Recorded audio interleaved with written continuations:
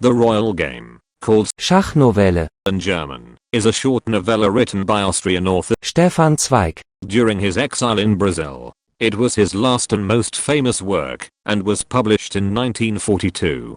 Our story starts on a cruise liner in the Atlantic. The narrator, an Austrian immigrant, is told by his friend that the current chess world champion, Mirko Centovic, is on board of the steamer as well.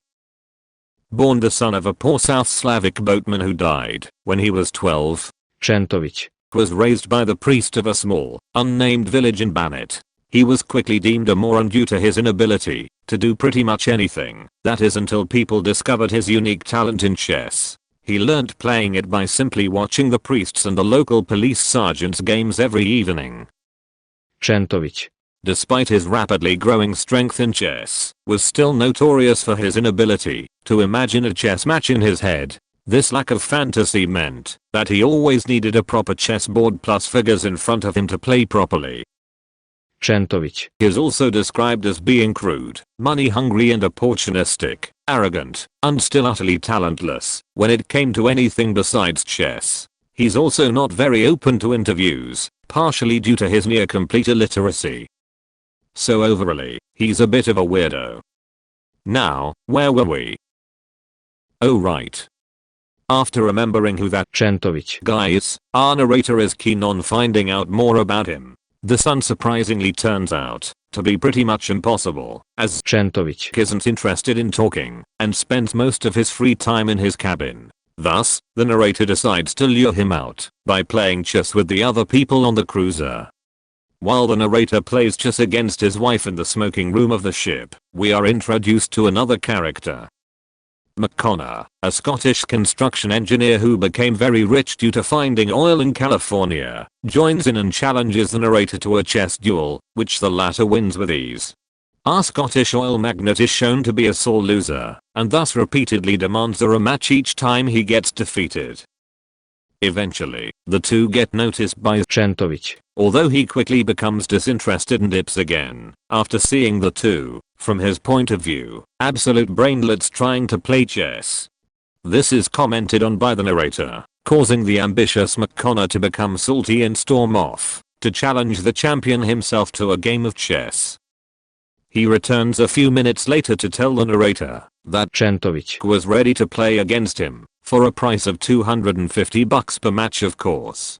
But remember, McConnor is super mega rich and still salty about the world champion's lack of acknowledgement, and has thus arranged with him to play on 3 p.m. the following day.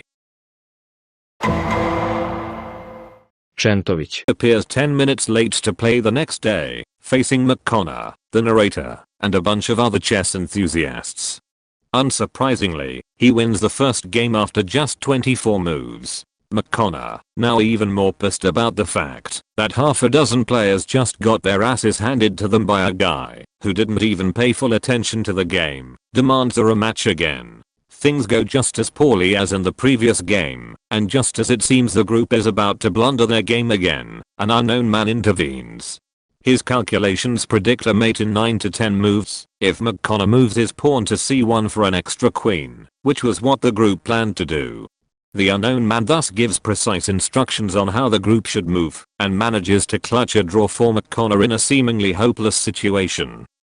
Centovic, Now aware of the challenge the unknown savior poses, asks if the group, or more specifically their savior, is interested in another round. Although the group is happy to accept the challenge, their savior seems very reluctant about a rematch. He believes that he's unfit for the task, since he hasn't touched a chessboard in the last 20 years, which is why he dips shortly after. Centovic's pride is visibly hurt, and the group, sensing weakness, decides to ignore their helper's last statement and still ask him to shatter the world champion's ego the next day. They find out from a waiter that their helper is Austrian, and the narrator is sent to convince him to play. Upon being found by the narrator, the man introduces himself as Dr. B.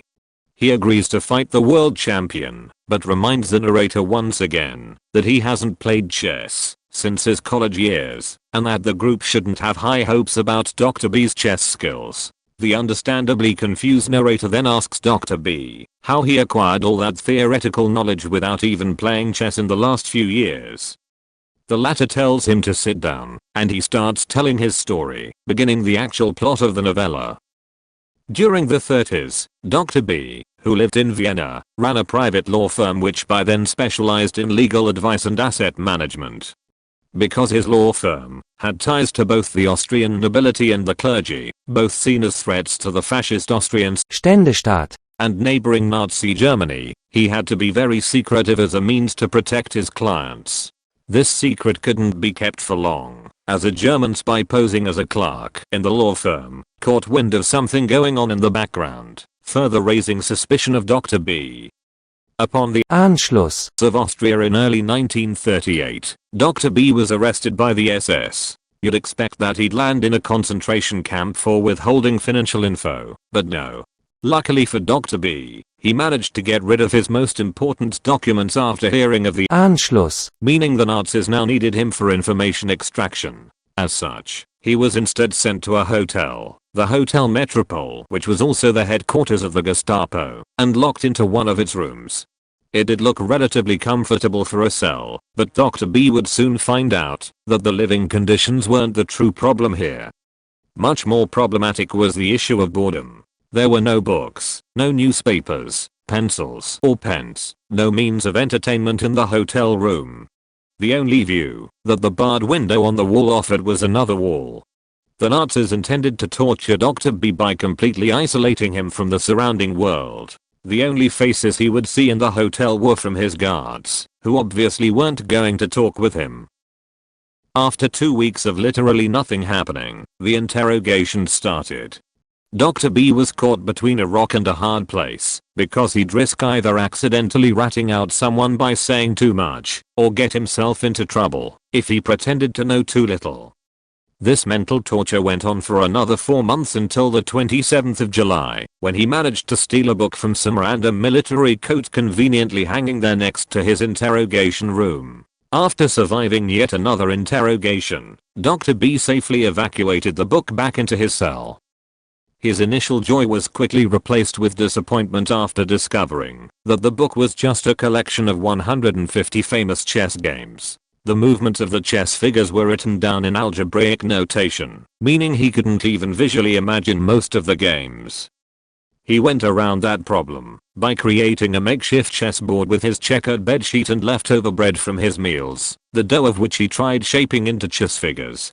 Although it took him a lot of imaginative power, he did eventually manage to reconstruct an entire chess match from the book after a few days. After some additional practice, he didn't even need his dough figures or his bed sheets, and later not even the book, to reconstruct a game anymore. Dr. B could now play chess pretty much blindly. So now he knew all 150 matches in the book by heart, and could replay them in his head whenever he wanted to. However, even knowing 150 individual matches would eventually get someone bored, and after 2 to 3 months of constantly imagining the same matches, the replays began feeling repetitive, and Dr. B was on the verge of boredom again. At this point, there was only one possible solution left. He had to play chess against himself. Now, this sounds like an incredibly dumb idea. One of the reasons why chess is so entertaining is the fog of war, meaning that you don't know what your enemy is doing or trying to do, something that doesn't work if one plays against themselves. Dr. B was aware of this, so he decided to at least try to split his mind into two. He was to turn himself into an artificial schizophrenic. This led to the creation of two chess player personas which he referred to as Black Me and White Me. While he started out playing very reservedly against himself, the sense of rivalry between his very competitive two halves caused his newfound chess addiction to worsen more and more. Similarly to McConnor in the present-day world, Black and White were both sore losers, leading to an endless loop of matches and rematches between the two halves. Both Dr. B's physical and mental health began to deteriorate due to his chess obsession. He only thought of chess, dreamt of it, and spoke of it, although no one really listened. Not even during interrogation could he think of anything but returning to his hotel room to continue his imaginary match. He rarely took the time to eat his meals anymore, although he still drank his cup of water due to the sheer amount of sweat he lost using his brain. In his eyes, nutrition was a waste of time. time which he could use to play more chess matches against himself. He walked around wildly in his room, becoming more and more impatient with himself when playing chess. Both of his halves were borderline hostile to each other, and Dr. B's impatience began showing in his personas. As he described it himself, he fell victim to chess poisoning.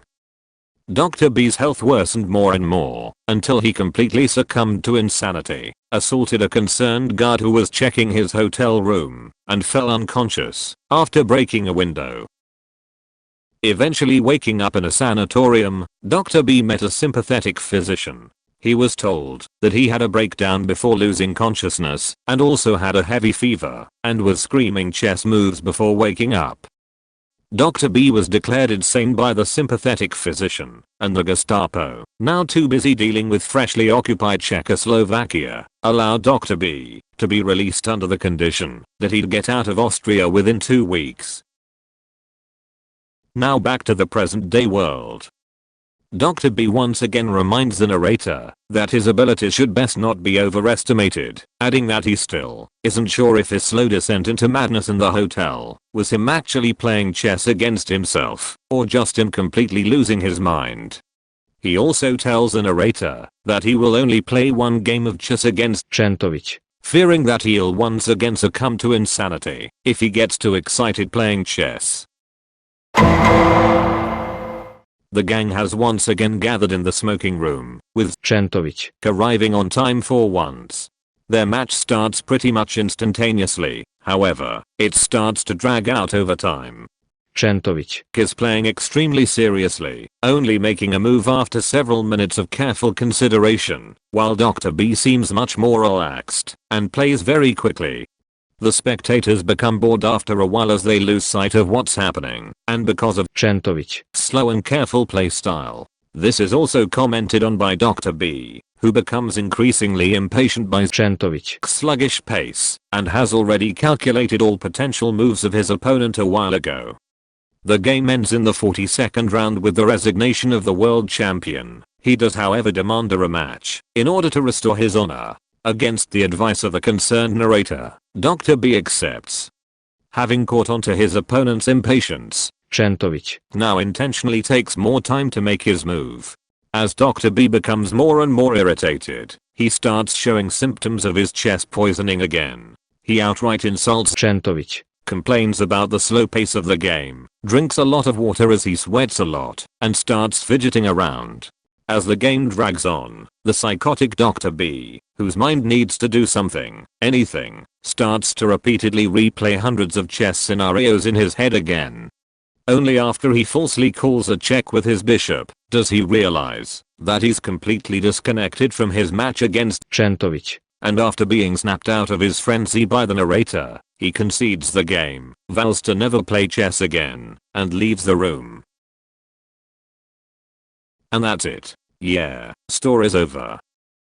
Oh yeah, they just recently released a movie based on the novella. I haven't watched it yet, but I do plan to. Maybe I'll even make another video on it. Or not. I don't think I'd be able or willing to make one of these videos for the next few months. Anyways, only a comically small percentage of my viewers are actually subscribed